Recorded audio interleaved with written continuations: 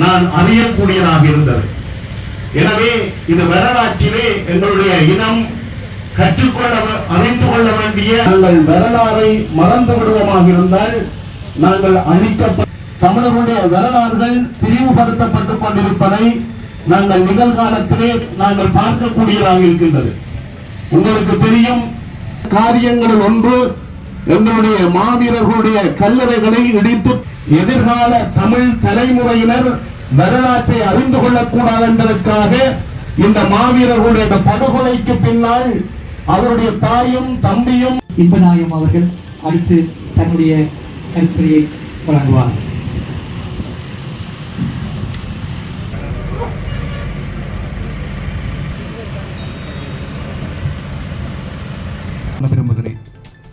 සිංහල සමාජය මේ ගැන මේ සිද්ධිය ගැන ඉස්සර ඉඳන්ම දන්නවා. මේවා පුවත්පත්වල පළ වෙලා තියෙනවා. හැබැයි ඔබ කතා කරන කෝණයෙන් නෙමෙයි, බොහෝ විට වර්ගවාදී දෘෂ්ටිවාදීන් අර රේසිස්ට් අයිඩියොලොජි එකකින් තමයි මේ සම්බන්ධයෙන් වාර්තා වෙලා තියෙන්නේ.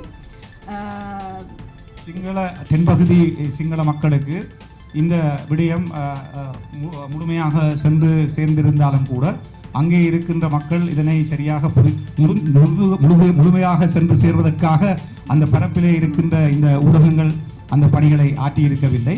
ஆகவே இந்த விடயங்கள் பற்றி ஒரு அளவிலான பகுதியிலே தான் அவர்கள் அதை தெளிவடைந்திருக்கிறார்கள். அந்த வகையிலே இந்த விடயத்திலே இருக்கின்ற ஆழமான பகுதியை நாங்கள் இப்பொழுது நோக்கலாம். දැන් ප්‍රශ්නය තියෙන්නේ මේ සිද්ධිය sannivedanaya වෙලා තියෙන්නේ හුදකලා සිද්ධියක් එහෙම නැත්නම් isolated incident එකක් විදිහට. இந்த விடயம் ஒரு தனிப்பட்ட விடயமாக, தனிமைப்படுத்தப்பட்ட ஒரு விடயமாகத்தான் அடையாளப்படுத்தப்பட்டிருக்கிறது.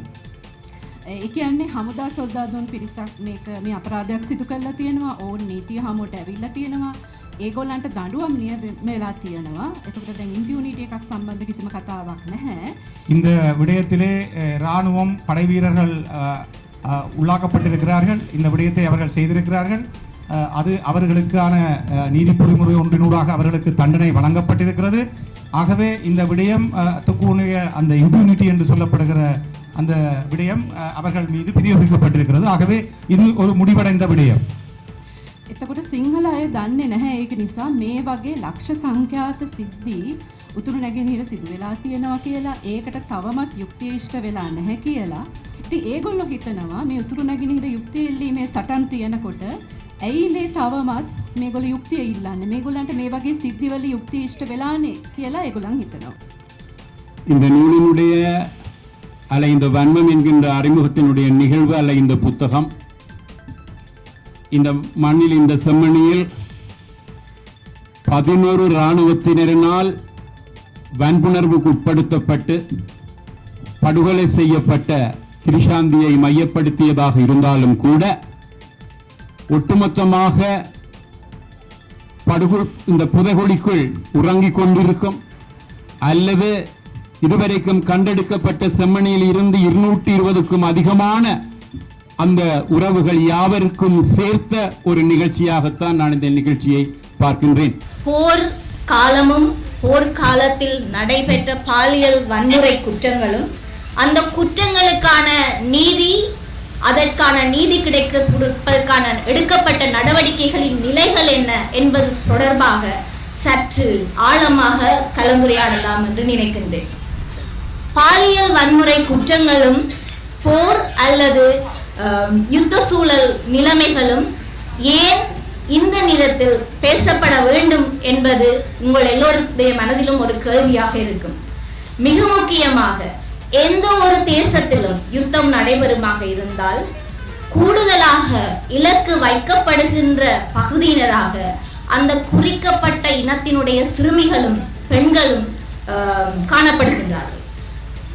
போரினுடைய ஒரு தந்திரோபாய யுக்தியாக அல்லது ஆயுதமாக பாலியல் வன்புணர்வு அல்லது பாலியல் வன்முறைகள் அரச தரப்பு படைகளால் அல்லது அரச தரப்பு படைகளோடு சேர்ந்து இயங்குகின்ற அரச தரப்பு இல்லாத படைக்குழுக்களினால் கூடுதலாக பாவிக்கப்படுகின்ற ஒரு இனத்தினுடைய உயர்ந்த கௌரவத்தினை அல்லது தன்மானத்தினை தாக்குறதுக்கான அடிப்படையான இலக்கு அக்குறிக்கப்பட்ட இனத்தின் சார்ந்து வாழுகின்ற பெண்களினுடைய மானத்தையும் மரியாதையையும் நிர்மூலமாக்குகின்ற தன்மை. இந்நிலையில் இன்றைய புத்தகத்தினுடைய பிரசுரத்தில் கிருஷாந்தி குமாரசுவாமியின் வழக்கும் அதனுடைய வெற்றியும் தொடர்பாக பேசுவோமாக இருந்தால், இந்த வழக்கினுடைய பின்னணியும் இந்த வழக்கு எடுக்கப்பட்டதனுடைய பின்னணியையும் நாங்கள் ஆராய்வோமாக இருந்தால், அந்த நேரத்தில் இந்த குடும்பத்தினுடைய பின்னணியில் இருந்த பலமும் அதே நேரத்தில் அந்த குடும்பத்தில் காணப்பட்ட உறுப்பினர்களுடைய ஆட்சியாளர்களுடன் இருந்த தொடர்பு, அந்த அடிப்படையில் இந்த சம்பவம் உயர்ந்த மட்டங்களில் பேசப்பட்டு விசாரணைகள் ஆரம்பிக்கப்பட்டு வெகு விரைவாக வழக்கு நடவடிக்கையும் தொடுக்கப்பட்டு அது தொடர்பான தீர்ப்பினை வழங்கக்கூடிய ஒரு நிலையை காணலாம். இன்றைய காலகட்டத்தில் பொலிட்டிக்கல் வில்லை பற்றி தான் நாங்கள் கூடுதலா இந்த மனித உரிமைகள் தொடர்பான குற்றங்கள் நடைபெறும் பொழுது பார்ப்பது. இந்த வழக்கு மிகச்சிறந்த உதாரணம் பொலிட்டிக்கல் வில் என்னன்றதை பற்றி கலைக்கிறதுக்கு. அந்த நேரத்தில் ஆட்சியில் இருந்த சந்திரிகா அம்மையார் காண்டிபண்ணா சொன்னது மாதிரி ஒரு சமாதான வெள்ளை புறாவாக உருவெடுக்கிறதுக்கும் சர்வதேச மட்டங்களில் தன்னுடைய செல்வாக்கையும் பெருமையையும் நிலைத்து நிற்க வைக்கிறதுக்கும் இந்த வழக்கு ஒரு தன் சார்ந்த ஒரு வினைத்திறனான நடவடிக்கையாக காட்டுறதுக்கான ஒரு நடவடிக்கையாக இந்த வழக்கு விசாரிக்கப்பட்டதை ஒழிய முற்றுமுழுதாக உண்மையாக அந்த சம்பவத்தினுடைய தொடர்புடைய கமாண்ட் ரெஸ்பான்சிபிலிட்டி, அதாவது கட்டளை இடுகின்ற பொறுப்பை சார்ந்த எல்லா உயர் அதிகாரிகளும் இதுல வரையறுக்கப்பட்டார்களா குற்றவாளிகள் என்று பார்க்கல இல்ல. என்னன்னு சொன்னா அந்த குற்றம் சாட்டப்பட்ட 11 உறுப்பினர்களுடைய சந்தேக நபர்களுடைய வழியை நாங்க பார்த்தமாக இருந்தால் மிகவும் தாழ்ந்த தரத்தில் இருந்து 2 உறுப்பினர்களுடைய பெயர்கள் மாத்திரமே அதுல குறிக்கப்பட்டிருக்கிறது காணலாம். அது எல்லாத்தையும் தாண்டி யுத்த சூழல்ல எப்பயுமே ஆக்கிரமிப்பு இராணுவத்தினர் என்ற வார்த்தை பிரயோகத்தை தரிந்து பயன்படுத்தினார். எப்பயுமே ஆக்கிரமிப்பு இராணுவத்தினர் என்று வர்ற ஆக்கள் எப்பையும் உள்நுழைகின்ற அல்லது ஊடறுத்து பாய்கின்ற அல்லது ஆக்கிரமிப்பு செய்கின்ற சரத்துல இந்த லெஜிஸ்லேட்டிவ் இம்யூனிட்டி என்றது சட்ட ரீதியாக தண்டனைகளில் இருந்து விடுபடுறதுக்கான தன்மை என்றது அந்த யுத்தம் போராட்டம் இடங்களை கைப்பற்றுதல் என்ற இடத்துல கூடுதலாக பாவிக்கப்படுகிறது.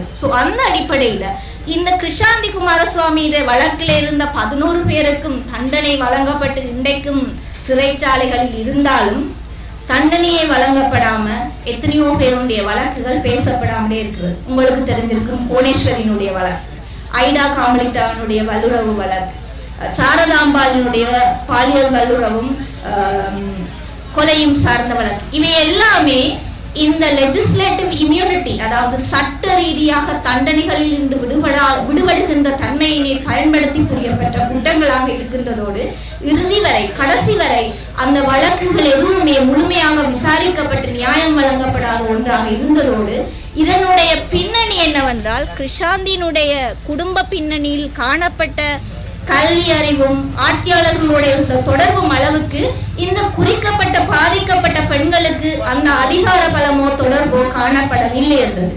யுத்தம் முடிந்தது. யுத்தம் நடந்த காலத்திலேயும் இன்றைக்கு மட்டும் பாலியல் ரீதியிலான குற்றங்களினால் பாதிக்கப்பட்ட யுத்த காலத்தில் இராணுவத்தினராலும் இராணுவத்தினோடு சேர்ந்து இயங்குகின்ற ஒட்டு குழுக்களினாலும் பாலியல் வன்முறை குற்றங்களால் பாதிக்கப்பட்ட பெண்கள் இதுவரை காலமும் சரியான விதத்தில் தங்களுடைய கதைகளை வெளியிடுவதற்கோ அல்லது தங்களுக்கு ஏற்பட்ட அநியாயங்களை வெளியில் கதைப்பதற்கோ நீதி முறையான செயற்பாடுகளில் அவர்களுக்கு குற்றமிழைத்தவர்களை கொண்டு வருவதற்கான நடவடிக்கையோ இதுவரைக்கும் எடுக்கப்படாத ஒரு சூழலை பார்க்கலாம். எங்களுடைய நாட்டுல இழப்பீடு தொடர்பான ஒரு அலுவலகம் உருவாக்கப்பட்டிருக்குது. அந்த இழப்பீடு தொடர்பான அலுவலகம் யார் யார் எல்லாரையும் கவனத்துல கொண்டு சட்ட ரீதியான இழப்பீட்டையோ அல்லது இட ரீதியான பொருள் ரீதியான இடப்போட்டியை வழங்கணும் பார்க்கல. அந்த இழப்பீட்டுல வரையறை செய்யப்பட்டிருக்கின்ற பாதிக்கப்பட்டவர்களுக்குள்ள பாலியல் வன்முறை குற்றங்களால பாதிக்கப்பட்டவர்கள் அந்த கட்டுமானத்துக்குள்ள அல்லது பொருள்கொடலுக்குள்ள வராத ஒரு சூழ்நிலை காணலாம். இந்த அடிப்படையில இந்த புத்தகத்தினுடைய பகிர்வும் ஏன் இந்த நேரத்துல மிக முக்கியமானதுன்றது நாங்க கவனத்துல எடுக்க வேண்டிய ஒரு தேவைப்பாடு இருக்குது. நாங்க எப்பயுமே இதுலயும் பாத்தீங்கன்னு சொன்னால் ஒரு நடுநிலை வயதை சேர்ந்தாக்களை தான் கூடுதலாக பார்க்கக்கூடியதா இருக்கு. தமிழ் தேசியம் தமிழ் தேசம் சுயநிர்ணயம் பற்றி கலைக்கின்ற நாங்கள் எப்பயுமே எங்களுக்குள்ள இந்த விடயங்களை கலைச்சு கொண்டிருக்கல இந்த தமிழ் தேசத்தினுடைய அடுத்த தலைமுறையினருக்கு கடந்த கால வரலாறுகளும் வடுக்களும் உரிமை மீறல்களும் எவ்வாறு கடத்தப்பட வேண்டும் என்றதுக்குரிய தந்திரோபாய முக்தியை நாங்கள் வச்சிருக்கிறோமான்றது ஒரு பெரிய கேள்வி. இந்த அடிப்படையில் இப்படியான புத்தகங்களுடைய வெளியீடுகள் கடந்த கால வடுக்களும் உரிமை மீறல்களும் எங்களுடைய சமூகத்திற்கு இழைக்கப்பட்ட அநீதியும் அந்த அநீதிக்கு பெற்றுக் கொடுக்கப்பட்ட நீதியை பற்றியும் பேசுகின்ற ஒரு பேசுபொருட்களாக இப்படியான வெளியீடுகள் மாற வேண்டும்.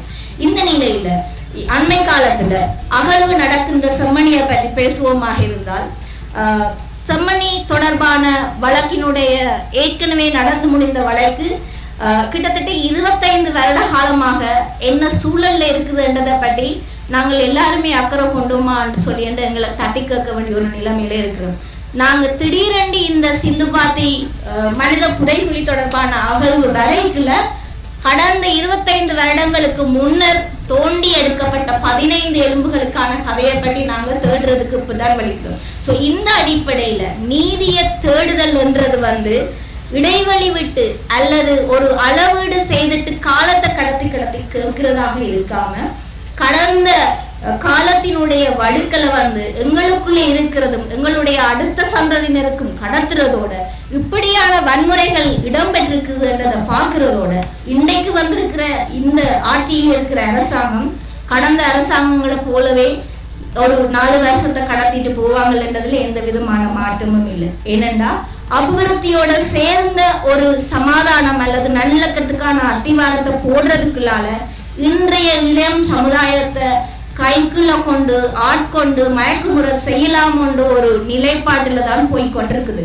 இன்றைக்கு எங்களுடைய மக்கள் கடந்த கால ஜனாதிபதிகள் வரைக்குள்ள செய்யற புரொட்டஸ்ட் எல்லாத்தையும் இப்ப ஜனாதிபதி வந்தா செய்யறதுக்கான ஒரு நிலைமையை நாங்க காணல. அதனுடைய வெளிப்பாடு அல்லது பிரதிபலிப்பு என்ன என்ற கேள்விகளை நாங்க எழுப்ப வேண்டிய தேவைப்பாடு இருக்குது. அதோட எங்களுடைய வரிகளும் எங்களுடைய சுமைகளும் சிந்துபாத்தி மயானம், செம்மணி வழக்கு, கிருஷாந்தி வழக்கு என்றோடு நிற்காம ஒட்டுமொத்தமாக ஒரு சர்வதேச ரீதியான பொறிமுறைக்குள்ள போறதுக்கு என்னென்ன விடயங்களை நாங்க கவனத்துல கொள்ள வேண்டும்னு சொன்ன ஒரு கடத்தலை நாங்க செய்ய வேண்டிய ஒரு பொறுப்புல இருக்கிறோம் என்ற இந்த நேரத்தில் சந்தர்ப்பத்துக்கு நன்றி விடைபெறுகிறேன்.